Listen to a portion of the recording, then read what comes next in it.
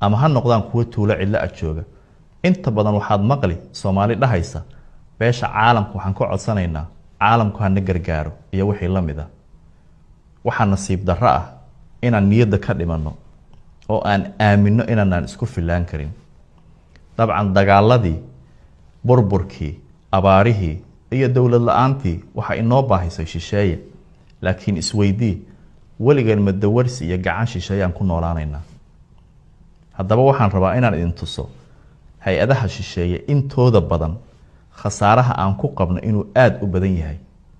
tusaale ahaan ka soo qaad hay-adda UN-ta u qaabilsan cuntada ee WFP ma isweydiisay raashinka WFP xaguu ka yimaadaa sidoo maabkoodan tusayo hal kama iibsadaan beeralayda Soomaali waa 1 kiilo oo raashin ah wadamada uu ka yimaado waxa ugu badan kuwa horumaray sida Mareykanka iyo Yurub Mareykanku raashinka uu dhiibo waxa loo yaqaanaa surplus waa hambada ama haraaga ay bulshadooda u quuri waayaan waa raashin muddo badan yaalay u badan tahay inuuna ku haboonayn xoolo in la siiyo iska dhaaf bini aadame sida kuwan dhowr bilood ka hor lagu qabtay Muqdisho oo aan dalsoor ku soo bandhignay waxa lagu qabtay garoonka diyaaradaha raashin dhacay oo ay leedahay hay-adda la yiraahdo WFP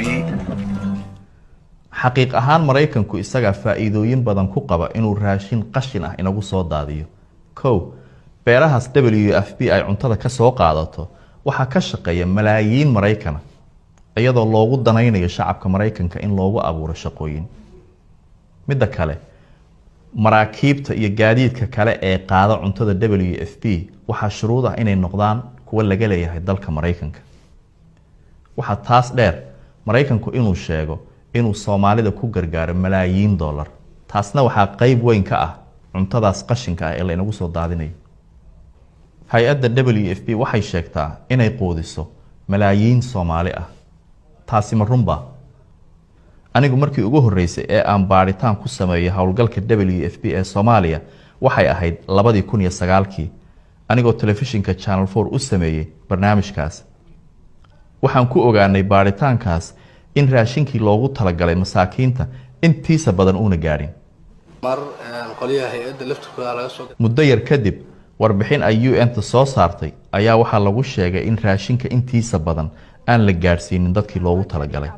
The UN World Food Programme is investigating the possible theft of food supplies meant for Somalia's famine victims. abaarihii 2011kii sidoo kale waxay warbaahinta caalamka soo saartay muuqaalo lagu tusayo in WFP ayna raashinka gaarsiinin masaakiinta The scale of this reported food theft fadeexadaha WFP waxay intooda badan qiraan in hay-addu siday wax u sheegto iyo xaqiiqdu ay kala fog yihiin waxa kaloo WFP lagu eedeeyaa inay raashinkeeda ku soo beegto xilliga ay beeraha Soomaalidu soo go'ayaan taasina waxay niyad jab weyn ku keentaa beeralayda Soomaaliyeed waxaana lagala dagaalamayaa Soomaalida waa wax la yiraahdo economic freedom ama xorriyad dhaqaale inaan helno hadday Soomaali wax soo saarkeeda kobciso waa isku filaani haddaan isku filaano waxaan ka baxaynaa baahida shisheeye haddaan ka baxno baahida shisheeye waan xoroobaynaa inaan waxaan cunayna la soo baxno waa aasaaska xornimada ilaahay wuxuu ina siiyey dhul wax beeridda ku habboon raashin dabiici ahna laga soo saari karo wadanka wax soo saarkiisa waa macaan ciidan oo bajaqaysan oo gaduudan cad madow ilaahay inuu dhigay sida daraadeed waxaa loo baahan yahay in lala yimaado dadaal kalsooni iyo caqli maamulada ka jira Soomaaliya waxaa loo baahan yahay inay ogaadaan dawarsigu dhibka uu leeyahay ayna ku qasbaan hay-adaha shisheeye inay ka iibsadaan raashinka beeralayda Soomaaliyeed ayna keenina waqtiga beeruhu ay soo baxayaan ganacsatada iyo shirkadaha Soomaaliyeedna waxaa loo baahan yahay inay yareeyaan raashinka ay dibadda ka keenayaan ayna maalgelin ku sameeyaan sidii ay wax soo saarka dalka u kobcin lahaayeen taasay faa'iido ugu jirtaa iyaga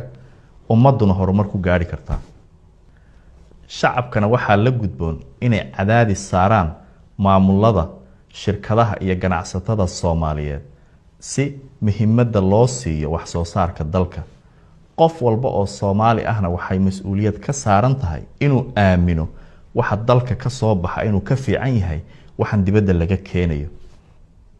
Haddaynan ku dadaalin inaan isku filaano waligeen dawarsi iyo gacan shisheeye kama xoroobayno.